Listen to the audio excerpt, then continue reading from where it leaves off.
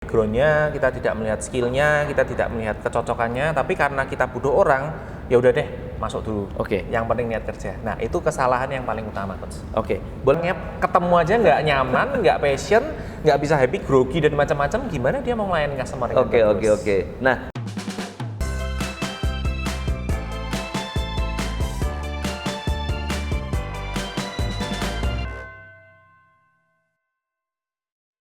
hai, saya Tom MC Ifle, founder Top Coach Indonesia. Seperti janji saya, kita akan banyak sekali membahas mengenai tim kali ini, yaitu 5 kesalahan dalam merekrut waiter. Karena fokus kita adalah bisnis kuliner. Jadi channel ini secara keseluruhan membahas tentang bisnis, tetapi ada satu playlist khusus bisnis kuliner. Jadi Anda harus masuk ke dalam playlistnya, lalu melihat semua video-video yang berkaitan dengan bisnis kuliner, sehingga Anda bisa melihat bagaimana caranya memulai bisnis kuliner, bagaimana cara membuat bisnis kuliner lebih laku, bagaimana membuat sistem di dalam bisnis kuliner, dan tentunya agar Anda bisa belajar banyak, karena yang hadir adalah orang hebat luar biasa, Pak Ivan. Ya. Apa kabar? Thank you banget for coming. Dan hari ini saya sedang berada di Super Penyet yang begitu keren dan makanannya enak. Tapi yang saya rasa lebih keren lagi adalah Anda akan belajar dari pakar kuliner. Oke, Pak Ivan. Seperti topik kita beberapa waktu lalu, kita membahas mengenai bagaimana cara kita bisa memulai sebuah bisnis kuliner yang sukses. Kendala terbesar waktu itu yang sempat kita bahas adalah mengenai waiter, atau at least recruitment training. Nah, apa sih sebetulnya kesalahan-kesalahan yang sering terjadi dalam merekrut waiter ya? Jadi ini dari pengalaman ya, Coach. Terbesar itu nomor 1, teman-teman yang pernah melakukan atau dari pengalaman sendiri. Dulu pertama pada waktu kita belum tahu adalah kita asal rekrut, Coach. Asal rekrut? Ya, jadi maksudnya gimana? Asal rekrut itu jadi gini, Coach. Jadi kita butuh orang.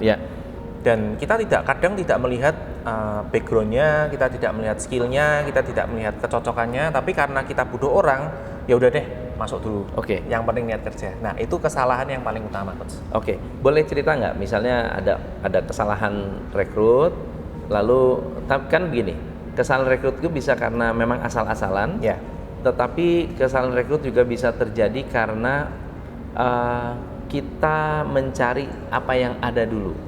Misalnya contohnya kita rekrut dulu pembantu rumah tangga kita, direkrut lalu kemudian masuk kerja, mantan satpam, mantan teman sekolah, atau mungkin tante, om, dan seterusnya gitu kan, yang memang nggak ada kerjaan.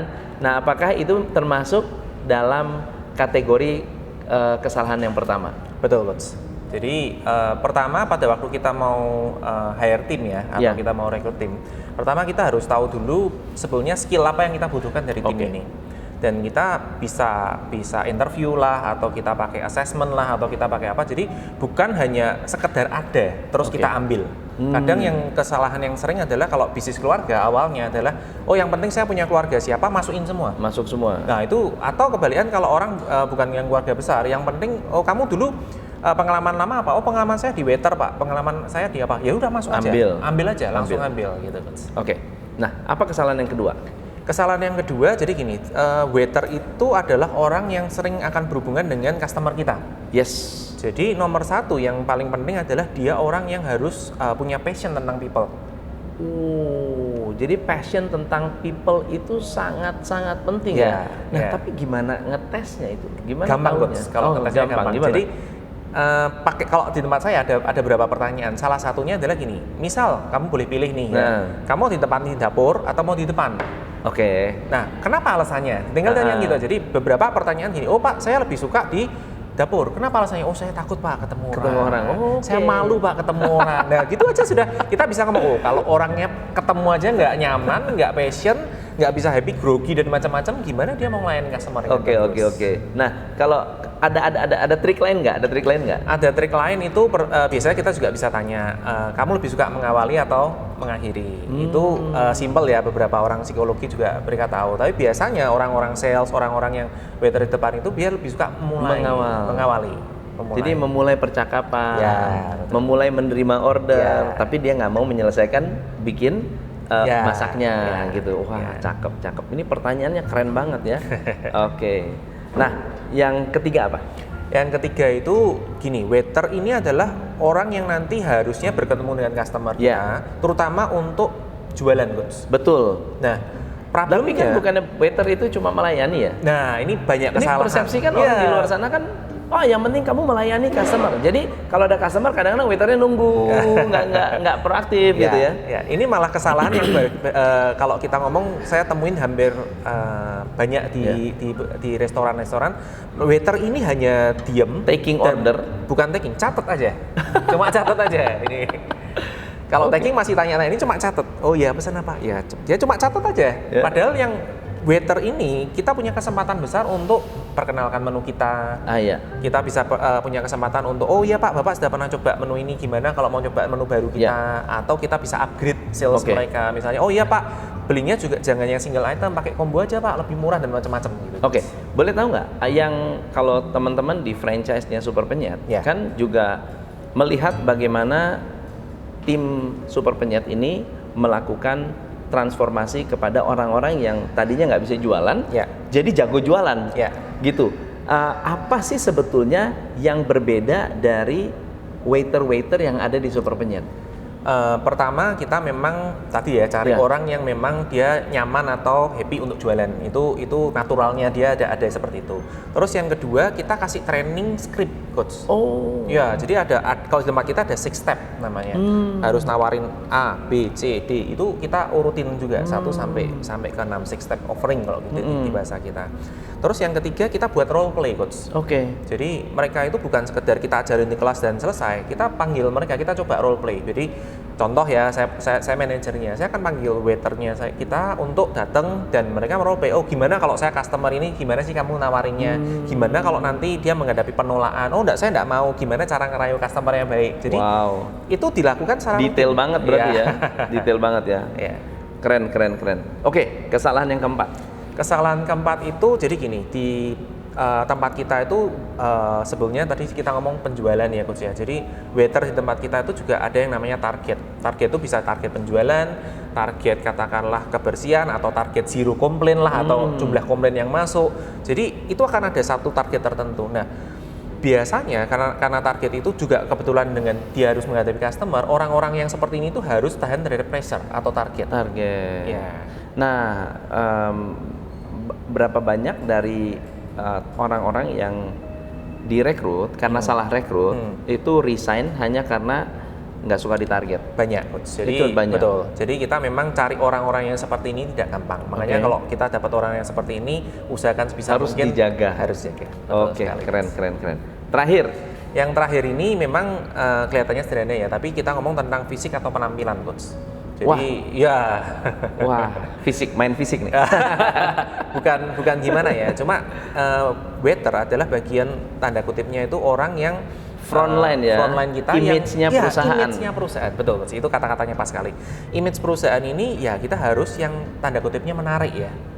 Jadi kalau dipandang atau di nganu itu jangan sampai yang memberikan kesan negatif dah. Kesan negatif. Ya minimal wajahnya simetris. Atau misalnya kalau berjalan itu normal, atau juga kecepatan, atau nggak lelet juga. Mungkin penampilannya juga tahu kepantasan. Misalnya pakai minyak wangi nggak terlalu mencolok, atau pakai make up nggak terlalu mencolok, sehingga orang yang ngobrol itu bisa merasa nyaman. Dan apa sih sebetulnya yang bisa diambil dari teman-teman yang mengambil franchise-nya Super Penyet, yang sebetulnya sekarang udah enak banget buat mereka karena sistem itu sudah jalan. Dan apa sih sebetulnya yang menjadikan sistem dari Super Penyet ini efektif begitu? Jadi kalau orang yang untuk ambil tempat kita kita ada 2, satu adalah sistem kita. Jadi sistem kita itu kita sudah ada dari sistem marketing, operasional, audit lah. Sistem kita sudah cukup lengkap lah untuk sebuah restoran. Dan yang kedua sendiri adalah tentang people. Maksudnya jadi kita nanti orang yang terhadap ngambil franchise Super Penyet, kita juga support mereka ke tim. Timnya itu maksudnya kita bantu beberapa orang kunci kita carikan, kita trainingkan mereka dan kita tanda kutipnya kita growth-kan mereka, bukan sekedar mereka itu cuma pertama habis itu kita biarin ya. Kita buat sebisa mungkin mereka tambah lama tambah ahli. Jadi berarti yang namanya tim itu teman-teman tidak bisa meskipun bahan bakunya bagus ya, orangnya bagus lalu masuk ke satu lingkungan berarti dia akan bertahan bagus ya. Berarti Super Penyet ini yang saya kesimpulannya ya, kalau satu sistem filternya sudah ada, sistem itu filter sistem, interview sistem, kemudian training system dan operation system, operating sistemnya gitu ya. Jadi saat dia tahu, ternyata kalau menawarkan ke konsumen itu ada 6 langkah offering. Kalau misalnya taking order itu mesti diulang. Itu sebuah sistem yang bisa membantu meskipun orang itu nggak bisa jualan, dikasih skrip jadi bisa jualan. Nah itu yang keren banget. Dan buat teman-teman yang pengen franchise bisa nggak sih? Bisa hubungin siapa sih? Hubungin ya, nanti kita kasih nomor sini ya. Ya, nanti kita buat teman-teman yang pengen franchise Super Penyet, kalau ada syaratnya nggak? Tempatnya luas atau nanti ada formnya, nanti kita keren banget, dibantuin survei juga ya. Itu keren banget tuh. Jadi Anda pengen misalnya franchise, Anda engage dengan salah satu franchise yang sudah tersistem, lalu kemudian